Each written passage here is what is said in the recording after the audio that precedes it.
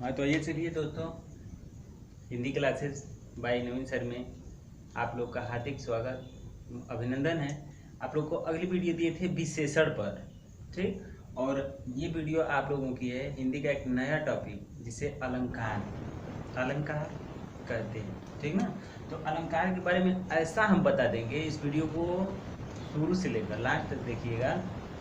TET, C TET और जो भी कोई आप लोग का आने वाला ऑल वनडे एग्ज़ाम होता है, उसमें जो है इस वीडियो को देखिएगा।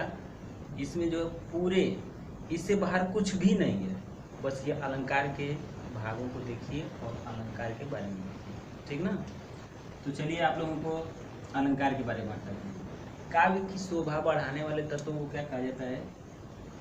अलंकार कहा जाता है, ठीक। यानी कि अगर कह दिया जाए कि काव्य का आभूषण क्या है, ठीक, काव्य का आभूषण क्या है, तो वो अलंकार है। बस एक शब्द में जानिए कि काव्य का आभूषण क्या है, तो अलंकार है। जैसे स्त्रियां पहनती है ना, सोना चांदी ये सब जो है अपने गहने पहनती हैं, तो स्त्रियों की शोभा किससे बढ़ती है? सोना से बढ़ती है। और काव्य की शोभा किससे बढ़ती है? अलंकार से बढ़ती है। बस इतना आप लोग समझिए, ठीक ना। तो इसको हम कह सकते हैं कि काव्य की शोभा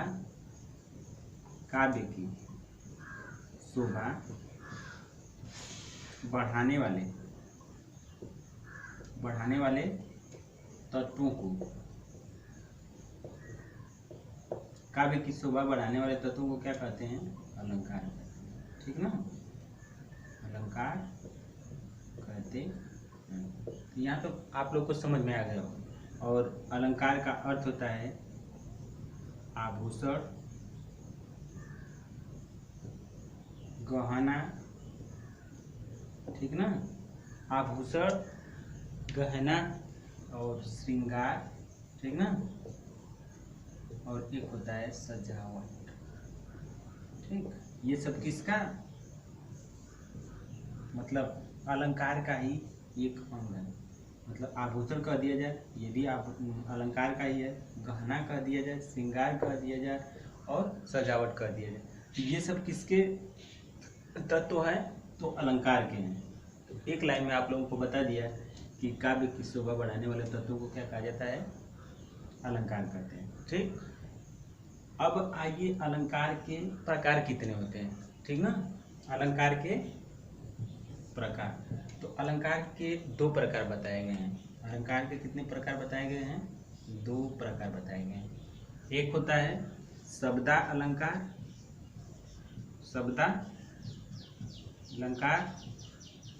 और दूसरा है क्या? अर्था अलंकार, ठीक ना। तो इसमें जो है आप लोगों को समझ में आना चाहिए कि जो शब्दा अलंकार होता है वो क्या होता है, और अर्था अलंकार होता है वो क्या होता है। तो शब्दा अलंकार में द्वारा विशेषता बतलाई जाएगी, और अर्था अलंकार में किसके द्वारा विशेषता बतलाई जाएगी? उसी शब्द के अर्थ की विशेषता बतलाई जाएगी, ठीक। तो आइए आज हम देखते हैं कि शब्द के आधार पर जो विशेषता बतलाई जा रही है, चमत्कार उत्पन्न हो रहा है, या उसकी शोभा बढ़ाई जा रही है, या उसकी काव्य की सजावट की जा रही है शब्दों के द्वारा, वो कैसे की जा रही है। यानी कि शब्दालंकार के भेद के बारे में हम चलते हैं, ठीक। और शब्दालंकार कहते किसे हैं, ठीक। तो शब्दों के द्वारा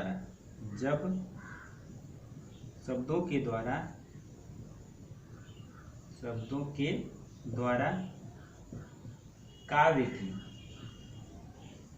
शोभा, ठीक ना, बढ़ाई जाती है, तो वहां पर क्या होता है? वहां पर शब्दालंकार होता है, ठीक। यहाँ समझ में आ गया होगा कि जब शब्दों के द्वारा काव्य की शोभा बढ़ाई जाती है तो कौन सा अलंकार? शब्दालंकार। अलंकार किसे कहते हैं कि काव्य की शोभा बढ़ाई जाएगी, ये शब्दों के द्वारा चाहे अर्थों के द्वारा बढ़ाई जा रही है, उसे क्या कहा जाएगा? अलंकार कहा जाएगा। लेकिन शब्दालंकार किसे कहा जाएगा? अलंकार दो प्रकार के हैं। कितने प्रकार के? दो प्रकार के, एक शब्दालंकार और एक क्या? अर्थालंकार। तो जो शब्दालंकार है, इसमें जो है शब्दों के द्वारा काव्य की शोभा बढ़ाई जा रही है। ठीक, तो इसके आधार पर जो शब्दों के द्वारा काव्य की शोभा बढ़ाई जा रही है, यानी कि शब्दालंकार कितने प्रकार का होता है, ठीक ना। शब्दालंकार कितने प्रकार का है, तो शब्दालंकार कितने प्रकार का होता है, 3 प्रकार का होता है। आइए आप लोग को शब्दालंकार के बारे में बताते हैं, शब्दालंकार के बारे में बताते हैं। ठीक, तो शब्दालंकार के प्रकार कितने हैं, 3 बताए थे, 1, 2 और 3, ठीक ना। शब्दालंकार कितने प्रकार के होते हैं, 3 प्रकार के होते हैं। एक शब्दालंकार के प्रकार कितने हैं, 3 हैं। पहला है अनुप्रास, पहला क्या है, अनुप्रास, दूसरा क्या है, यमक, और तीसरा क्या है, श्लेष। यही 3 अलंकार है, ठीक ना। तो अनुप्रास अलंकार लिख लीजिए, ठीक ना, अनुप्रास अलंकार, ठीक, और श्लेष यमक अलंकार और श्लेष अलंकार, ये तीनों किसके प्रकार हैं। अभी आप लोग को बताए थे कि अलंकार 2 प्रकार के होता है, शब्दा और क्या, अर्था। तो हम लोग बात किस में कर रहे हैं, शब्दालंकार में, ठीक, शब्दालंकार, ठीक ना। तो ये बात हो रही है किसमें, शब्दालंकार में। शब्दालंकार के कितने भेद, 3 भेद, अनुप्रास अलंकार, यमक अलंकार और श्लेष अलंकार, ठीक। तो आइए चलते हैं अनुप्रास अलंकार में। अनुप्रास अलंकार में है, अनुप्रास का अर्थ होता है कि अनु अधन क्या, प्रास, ये 2 शब्दों से मिलकर बना है अनुप्रास अलंकार। और अनुप्रास अलंकार की परिभाषा होती है कि जहाँ पर वर्ड या शब्द बार बार आते हैं उन्हें क्या कहा जाता है, जहाँ वर्ड बार बार आते हैं उसे क्या कहा जाता है, अनुप्रास अलंकार। और अनुप्रास का अर्थ भी होता है, अनु का मतलब होता है बार बार और प्रास का मतलब होता है वर्ड, ठीक। तो ये समझ में आप लोग को आया होगा कि जहाँ वर्ड बार बार आते हैं वहाँ पर क्या होता है, अनुप्रास अलंकार होता है। इसका उदाहरण अगर लिखेंगे आप लोग तो लिख लीजिए, ठीक ना। उदाहरण में है तरणी तनुजा तट तमाल, तरणी तनुजा तट तमाल तरुवर बहु छाए, ठीक। तो इसमें तो वर्ड कई बार आ चुका है, तो यहाँ पर जब वर्डों की आवृत्ति हुई तो कौन सा अलंकार, अनुप्रास अलंकार हुआ, ठीक। और दूसरा लिख लेंगे कि तरनी तनुजा तट तमाल तरुवर बहु छाए। और दूसरा उदाहरण लिख लेंगे चारु चंद की, चारु चंद की चंचल किरणें खेल रही जल थल में। तो यहाँ पर हमको च वर्ड की आवृत्ति हुई है, तो जहाँ पर वर्डों की आवृत्ति होती है यानी कि दोहराया जाता है, बार बार आता है, तो वो कौन सा अलंकार होता है, अनुप्रास अलंकार। यहाँ पर और कुछ एग्जाम्पल है जिसको आप जान सकते हैं, जैसे है कि खड़क सिंह के खड़कने पर खड़कती है खिड़कियाँ, और खिड़कियों के खड़कने से खड़कता है खड़क सिंह, ठीक ना। और एक और है कि चंदू के चाचा ने चंदू के चाची को चांदनी रात में चांदी के चम्मच से चटनी चटाई, तो वहाँ पर चौक वर्ड की आवृत्ति हुई है, ठीक ना। और इसके बाद एक और होता है कि पका पेड़ पर पका पपीता पिंकू पकड़े, ऐसे ही है, ठीक ना। तो ये वहाँ पर प वर्ड की आवृत्ति हुई है, ठीक ना।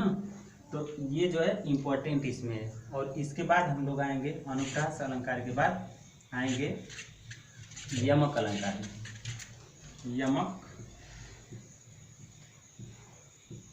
यमक अलंकार, तो यमक अलंकार में आप लोगों को देखना होगा कि यहाँ पर कहता है कि जहाँ पर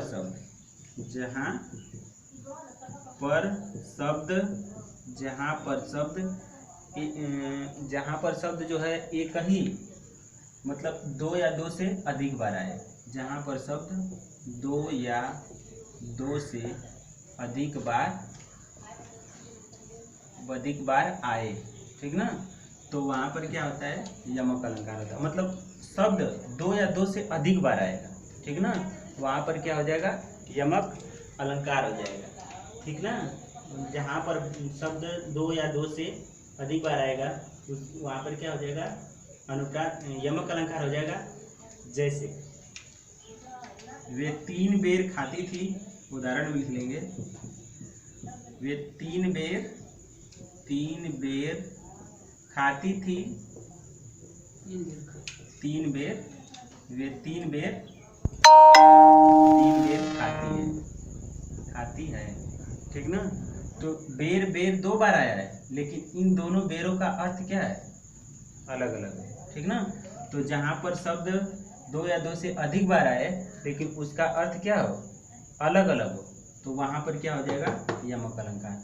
तो उदाहरण से आप लोग को समझ में आ गया होगा कि जहाँ पर शब्द दो या दो से अधिक बार आए, बेर बेर दो से अधिक बार आया है, लेकिन इन दोनों शब्दों का अर्थ क्या है, अलग अलग, तो इसका ये क्या हो जाएगा, यमक अलंकार हो जाएगा, ठीक ना। जैसे और ले लीजिए एग्जाम्पल, जैसे एग्जाम्पल में और लीजिए, काली घटा का घमंड घटा, काली घटा का घमंड घटा, ठीक ना। तो घटा घटा शब्द 2 बार आया है, यानी कि एक से अधिक बार आया है। तो एक घटा का मतलब होता है कि जैसे काली घटा का घमंड घटा, तो एक घटा का अर्थ जो है सावन की घटा, ठीक ना, जैसे इस समय बारिश हो रही है तो घटा छाई है, ठीक ना। और एक घटा का अर्थ होता है कि जैसे घटा बादल, ठीक ना। और एग्जाम्पल ले लीजिए इसमें, ठीक ना, ये 3 बेर खाती थी, वे 3 बेर खाती है, तो इसमें बेर का मतलब है, एक बेर का अर्थ है टाइम, कि जैसे एक बार खाती है, 2 बार खाती है, और दूसरे बेर का अर्थ मतलब वही, ठीक ना। ये सब जो है एक से अधिक बार आए हैं, लेकिन इनका अर्थ क्या है, अलग अलग। और एग्जाम्पल ले लीजिए, जैसे कनक कनक तेसोगुनी, ये जो है यमक अलंकार का इम्पोर्टेंट उदाहरण है, ठीक ना। कनक कनक कनक तेसोगुनी, ठीक ना। मादकता अधिकार, या खाए गौराय जग वा पाए बौराय, ठीक ना। यहाँ पर कनक कनक शब्द एक से अधिक बार आया है, यानी कि 2 बार आया है, लेकिन एक कनक का अर्थ होता है सोना, ठीक ना, सोना चांदी होता है, ठीक ना। और एक कनक का अर्थ होता है धतूरा, ठीक ना। और धतूरा, ठीक ना। धतूरा का मतलब जिससे जो शंकर जी को चढ़ता है, कुछ शिवरात्रि को चढ़ाया जाता है, याद है मुझको, ठीक ना। तो इसमें जो है इस पंक्ति का अर्थ ये है कि कनक कनक तेसोगुनी मादकता अधिकार, कि जैसे सोना और धतूरा में एक से दूसरे की अपेक्षा 100 गुना मादकता है। मादकता का मतलब जैसे नशा है, एक को व्यक्ति यानी कि धतूरा को व्यक्ति खाता है तब बौराता है, लेकिन सोना को आदमी सिर्फ पा जाता है तभी बौरा जाता है। बस इसका अर्थ यही है। कनक कनक 2 बार आया है, लेकिन इसका अर्थ अलग अलग है, इसलिए यहाँ पर क्या हो जाएगा, यमक अलंकार हो जाएगा। ये इंपॉर्टेंट है क्योंकि एग्जाम में कई बार पूछता है, बेर बेर वाला भी पूछता है और काली घटा घमंड घटा भी पूछता है। तो इसको आप लोग अच्छी तरह से लर्न करिए। इसके बाद आएंगे हम तीसरा श्लेष अलंकार। श्लेष अलंकार में है श्लेष अलंकार, ठीक ना। श्लेष अलंकार में है आप लोग का कि जहाँ पर एक शब्द एक ही बार आए, एक शब्द एक ही बार आए बार आए, लेकिन अर्थ उसका भिन्न भिन्न हो, भिन्न भिन्न हो। वहाँ पर श्लेष अलंकार होता है, श्लेष अलंकार होता है। और श्लेष का अर्थ होता है क्या? चिपकना। कभी कभी पूछ देता है कि श्लेष का अर्थ क्या होता है, तो चिपका हुआ या चिपकना। तो जहाँ पर एक शब्द एक कई बार आए लेकिन अर्थ उसका क्या हो, भिन्न भिन्न हो, तो वहाँ पर कौन सा अलंकार हो जाएगा? श्लेष अलंकार हो जाएगा। तो श्लेष अलंकार का उदाहरण देखते हैं। उदाहरण में आ जाएगा आप लोग का कि चरण धरत चिंता करत, एग्जाम्पल बहुत इम्पोर्टेंट है। चरण धरत चिंता करत चितवत चारहूँ ओर, ठीक ना, सुवरन को खोजत फिरे, कवि रे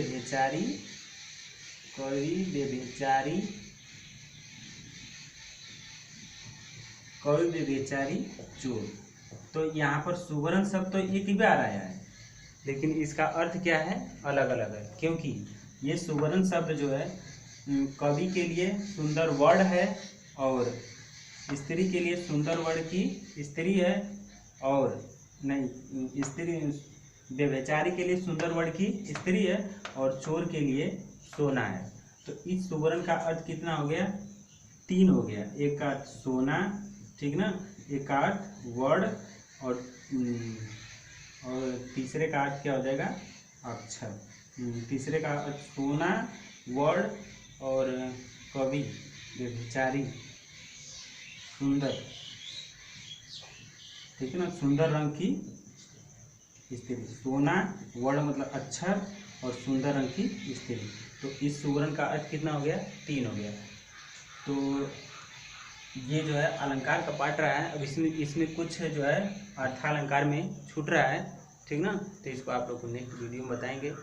और ये वीडियो जो है आप लोग को कैसी लगी कमेंट करके बताइए हमें, और दोस्तों के पास शेयर करिए, क्योंकि आप लोगों को इससे जो है तैयारी करने में अच्छा रहेगा। धन्यवाद।